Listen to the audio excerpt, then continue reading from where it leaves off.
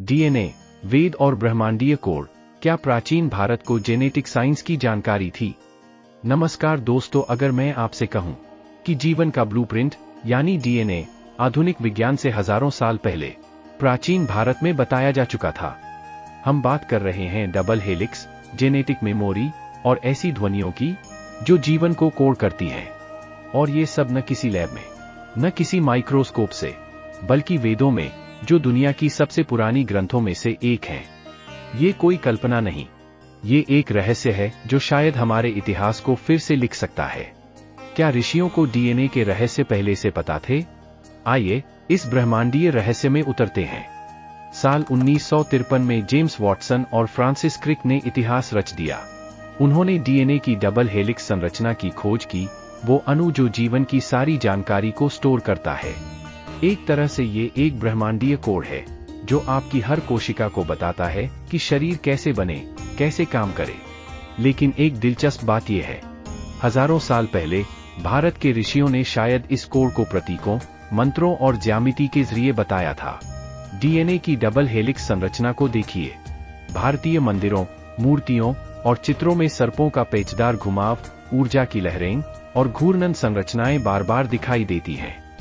योग में इसे कहते हैं कुंडलिनी, जो रीढ़ के नीचे सर्प की तरह कुंडली मारे हुए होती है और ऊपर चक्रों से होकर ब्रह्मरंध्र तक जाती है। क्या ये डीएनए के दो सर्पों जैसे घुमाव का प्रतीक है, संयोग, या कोई प्राचीन वैज्ञानिक समझ? ऋग्वेद, जो कि 3000 साल से भी पुराना है, उसमें बार बार नाद, ध्वनि और कंपन की बात की गई है। नाद ब्रह्मा है, यानी ब्रह्मांड की उत्पत्ति ध्वनि से हुई। आज विज्ञान कहता है साउंड वेव्स डीएनए को प्रभावित कर सकती हैं। रूसी वैज्ञानिकों ने भी हाल ही में पाया कि डीएनए कुछ शब्दों और ध्वनियों पर प्रतिक्रिया देता है। वेदों में जब कहा जाता है कि मंत्र शरीर और मन को बदल सकते हैं, शायद वो एक मनोजेनेटिक विज्ञान का रूप था। श्री यंत्र, एक 12,000 साल पुराना पवित्र चित्र जिसमें परस्पर त्रिकोण हैं जो एक परफेक्ट फ्रैक्टल बनाते हैं।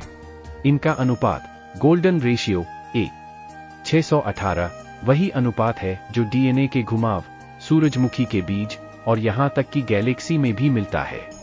ऋषियों को ज्यामिति, कंपन और समरूपता का गहरा ज्ञान था, जो आज के जेनेटिक साइंस का भी आधार है।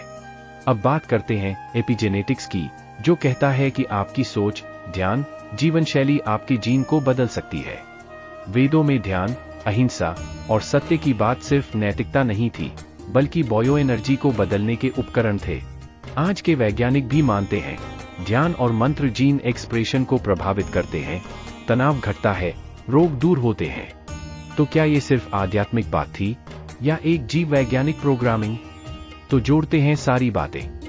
डीएनए, जीवन का कुंडली मारा कोड। कुंडलिनी, ऊर्जा का सर्पाकार रूप। मंत्र, ध्वनि के जरिए असर। श्री यंत्र, डीएनए जैसी संरचना। एपिजेनेटिक्स, चेतना से जीन बदलना।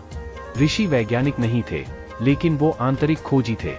उन्होंने मन और ब्रह्मांड को देखा, भीतर और बाहर दोनों को। तो क्या वेदों में डीएनए का ज्ञान था? शायद उन्होंने सी के रूप में नहीं बताया, लेकिन प्रतीकों, ध्वनियों और अनुभूति के जरिए जरूर बताया। विज्ञान और अध्यात्म, दो अलग भाषाएं, लेकिन सत्य एक ही। अगर इसने आपको सोचने पर मजबूर किया, तो वीडियो को लाइक करें, कमेंट करें और शेयर जरूर करें।